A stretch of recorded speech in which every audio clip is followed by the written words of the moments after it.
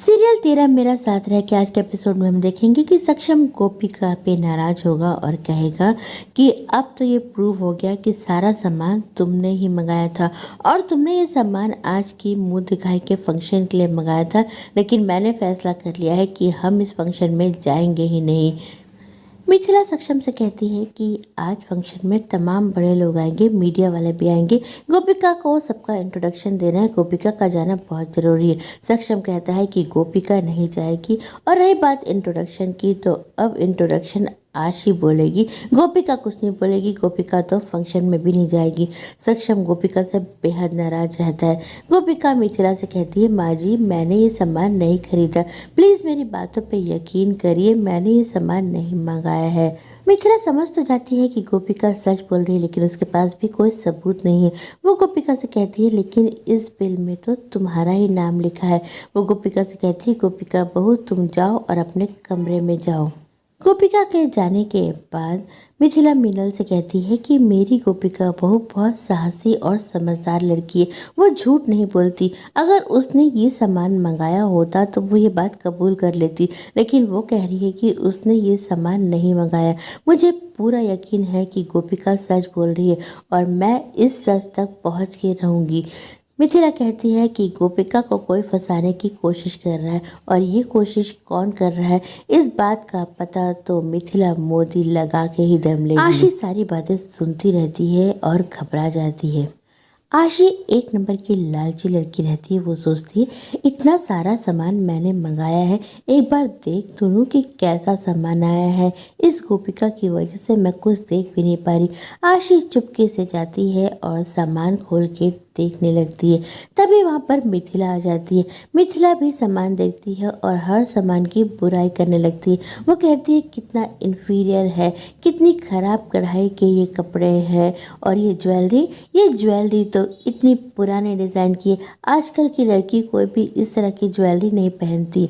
आशी कहती नहीं माँ जी, ये तो एकदम लेटेस्ट डिज़ाइन की ज्वेलरी है, आजकल लड़कियाँ इसी तरह की ज्वेलरी पहनती। लेकिन आशी घबरा जाती है और कहती है माँ जी आप सही कह रही, शायद ये पुरानी डिज़ाइन की है। आशी वहाँ से भाग जाती है। उसे लगता है कि उसका सच सामने ना आ जाए। मिथिला आशी को बेवकूफ़ बना के उसके मुंह से सब कुछ कबूल करवाने की कोशिश करती रहती है, लेकिन आशी इस बार मिथिला के जाल में नहीं फंस पाती। इधर गोपिका बहुत परेशान रहती है। उसे झूठे इल्जाम में फंसाती है। गोपिका को समझ में नहीं आता कि ये सब क्या हो रहा है। तभी वहाँ पर बा आ जाती है। वो गोपिका से कहती है, गोपिका बेटा तुम इतनी उदास क्यों हो? तुम मुंह दिखाई के फंक्शन में जाना चाहती थी और जा नहीं पा रही, इसीलिए इतनी उदास हो। गोपिका कहती है हाँ मैं उदास हूँ और मैं जाना भी चाहती थी, लेकिन ज़िंदगी में और भी मौके मिलेंगे। लेकिन मुझे अफसोस इस बात का है कि माँ जी ने मुझ पर कितना भरोसा किया है। वो चाहती थी कि मैं सबके सामने अपना और अपने परिवार का इंट्रोडक्शन दूँ, लेकिन मैं तो जा ही नहीं पा रही हूँ। गोपिका बात से कहती है मुझे आपको कुछ और बात भी बतानी है। वो बात से कहती है कि मुझे लगता है कि सक्षम जी मुझसे बहुत नाराज है। आज की बात से नहीं, लेकिन जब से मैं इस घर में आई हूँ तब से मुझे ऐसा लग रहा है कि सक्षम जी मुझसे बहुत नाराज है। लगता है मुझसे कोई बहुत बड़ी गलती हो गई जिसकी वजह से सक्षम जी बहुत नाराज है। बा कहती है कि मेरा सक्षम थोड़ा नकचरा है और थोड़ा रिजर्व नेचर का है, वो इतनी आसानी से किसी से नहीं खुलता। अभी अभी तुम्हारी नई शादी हुई है, तुम्हें एक दूसरे को समझने में थोड़ा वक्त लगेगा, तुम परेशान मत हो। जब वो तुम्हारे गुण जान जाएगा तो वो खुद ही तुम्हें पसंद करने लगेगा। बा गोपिका से कहती है कि तुम कितनी प्यारी हो, अपने मन की बात मुझसे कर लिया करो। बा गोपिका को अपने गले लगा लेती है। तभी वहाँ आशी आ जाती है। आशी गोपिका से कहती है गोपिका मुझे तुझसे कुछ काम है, कुछ देर के लिए मेरे कमरे में आ जाना। बा कहती जाओ गोपिका उसकी मदद कर दो। गोपिका आशी के कमरे में जाती है तो आशी कहती है कि मुझे कितना काम है, मुझे अभी तैयार भी होना है, शाम के लिए क्या बोलना है ये भी तैयारी करनी है, मुझे बहुत काम है। तेरे पास तो कोई काम नहीं, एक काम कर, मेरे पैर बहुत दुख रहे हैं, मेरे पैर दबा दे। गोपिका कहती है हाँ आशी बहन आपके पैर मैंने कितने दिनों से नहीं दबाए। गोपिका आशी के पैर दबाने लगती। आशी मजे से जूस पीती रहती है और गोपिका उसके पैर दबाती रहती है। तभी वहाँ पर मिथिला आ जाती है। मिथिला देखती है कि गोपिका आशी के पैर दबा रही है। मिथिला को ये बात बिल्कुल पसंद नहीं आती और कहती है सब क्या हो रहा है। आशी घबरा जाती है और कहती है कुछ नहीं बड़ी सासू माँ, दरअसल गोपिका को ऐसा लग रहा था कि मैं बहुत थक गई हूँ, इसलिए ज़बरदस्ती मेरे पैर दबा रही है। मैं तो इसे मना कर रही हूँ लेकिन ये मेरी बात मान नहीं रही है। आशी गोपिका को इशारा कर देती है कि वो चुप रहे। गोपिका कहती है हाँ माँ जी, आशी बहन बहुत थक गई थी इसलिए मैं इनके पैर दबा रही थी। मिथिला कहती है गोपिका अपने कमरे में जाओ और आगे से तुम्हें आशी का कोई भी काम करने की कोई ज़रूरत नहीं है। मिथिला आशी से कहती है कि अब तुम जल्दी से तैयार हो जाओ, शाम हो गई है, फंक्शन शुरू होने का टाइम हो रहा। मैं चाहती हूँ कि कोई भी गड़बड़ी ना हो, तुम अच्छे से तैयार होके आ जाओ। आशी अच्छे से तैयार होके अपनी माँ से बात करती है और कहती है देखो मैं कितने अच्छे से सज गई, आज के फंक्शन में तो मैं छा जाऊंगी। हालांकि ये ड्रेस बड़े पुराने टाइप की है और मेरे टेस्ट की नहीं है, लेकिन क्या करूँ, इस मिथिला मोदी की वजह से मुझे यही ड्रेस पहननी पड़ी। पूरे टाइम मुझ पर नज़र रखती है।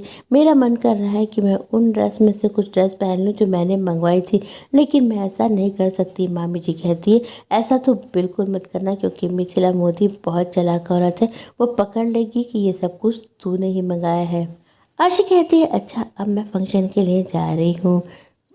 आशी जैसे ही कमरे से बाहर निकलती है, मिथिला के हाथ से सॉस आशी के कपड़े पे गिर जाती है। आशी का पूरा दुपट्टा गंदा हो जाता है।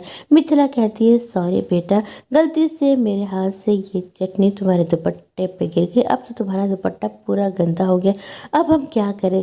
मिथिला कहती है मुझे एक आइडिया आया, गोपिका बहू ने जो सामान मंगाया उसमें कुछ अच्छे दुपट्टे भी होंगे। मिथिला कहती है चलो चलते हैं और उस सामान में से कोई अच्छा सा दुपट्टा तुम्हारे लिए निकाल लेते हैं।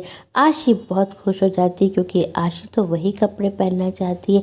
आशी सोचती है कि वाकई कान्हा जी ने मेरी सुन ली, अब मैं उन्हीं में से कोई सुंदर सा दुपट्टा ओढ़ लूँगी, ये बोरिंग कपड़े तो मुझे बिल्कुल पसंद नहीं थे। आशी और मिथिला दोनों सामान के पास पहुंच जाती हैं। इधर मिथिला ने पूरे परिवार को भी वहाँ इकट्ठा कर लिया रहता है। सब वहीं खड़े रहते हैं, सबको समझ में नहीं आता कि मिथिला क्या करना चाहती है। मिथिला कहती है दरअसल गलती से आशी बहू के कपड़े में चटनी गिर गई है और मैं चाहती हूँ कि ये जो सामान यहाँ रखा है उसमें से एक सुंदर सा दुपट्टा आशी बहू आज के फंक्शन के लिए ओढ़ ले। वो गोपिका से कहती है गोपिका बहू ये सारा सामान तुमने मंगाया है तो एक काम करो, इस सामान में से एक सुंदर सा दुपट्टा निकालो और आशी को दे दो।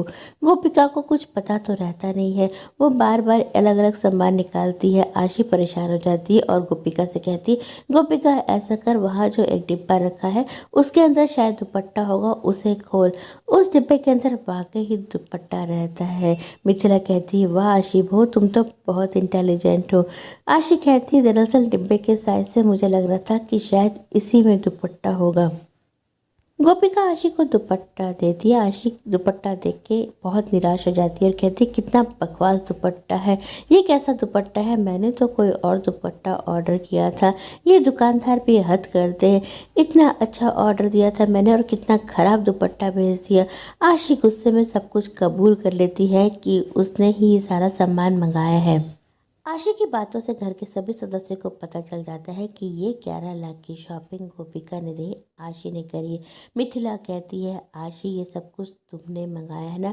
आशी घबरा जाती है। मिथिला कहती है मैं तो पहले ही जान गई थी कि ये सारा सामान मेरी गोपिका बहू ने नहीं मंगाया है, ये सब कुछ आशी ने मंगाया है और बिल में भी इसी ने गोपिका का नाम लिखा है, लेकिन मेरे पास कोई सबूत नहीं था। लेकिन अब आशी ने कबूल कर लिया है कि ये सब कुछ उसी ने किया है। वो आशी से कहती है सच सच बताओ सबके सामने कि क्या ये सामान तुमने ही मंगाया है। अब आशी क्या करे, उसने तो ये बात कबूल कर ही ली है।